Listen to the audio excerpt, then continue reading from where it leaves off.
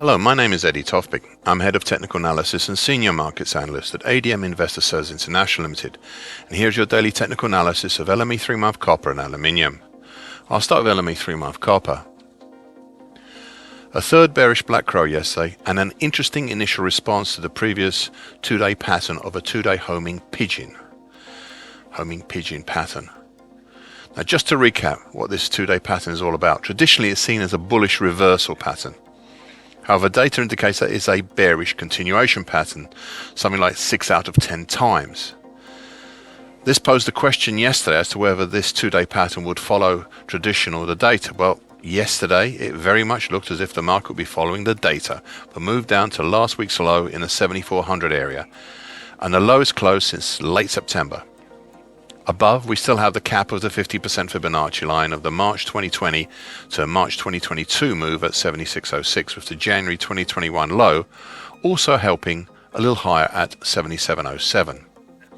Meanwhile, below the market, we have nothing of note until the wide congestion zone 7289 to 6826. This is an interesting zone as it increases in strength the closer you get to the bottom of it. And it has within it a congestion band between 7,000 to 6,800 dating from December 2017 to June 2018. Overall, the big picture is still dominated by the late August to date bear channel, currently 7770 to 6968. This pressure from the bear channel down towards a significant congestion zone below may be the reason why we saw such recent intraday indecision until yesterday. Now, so far today, a further move lower, cautiously, below last week's low at 7402 and towards the start of that congestion band below, between 7289 and 6826. LME 3-month aluminium.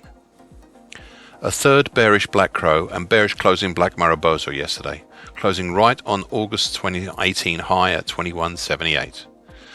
This latest continuing move lower is as a result of the failure of the market yet again to move above the gently sloping down short-medium moving average currently at 2315. This mirrors what had happened the previous times the market tried to punch up through this short-medium moving average back in late August and mid-August, and again 2 weeks ago as well as last week, failing at all times. Additionally, this time we've had the added influence of the declining medium moving average, currently 2400, that's a little above the current levels.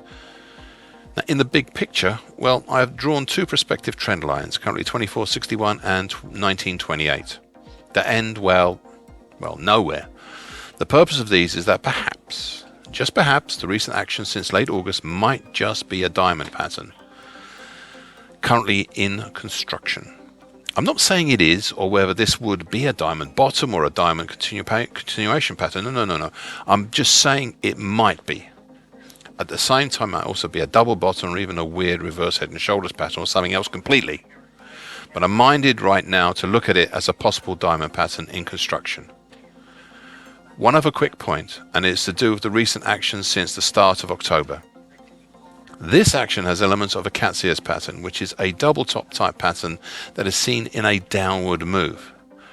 I'm not yet ready to call it as such, but it has significant elements of such a pattern.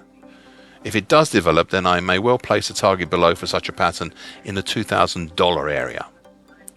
So far today, a small follow-on low to the recent bearish action, moving below the August 2018 high at 2178, but not by much, and not sustaining the move lower, having pulled back to look like an indecisive spinning top right now.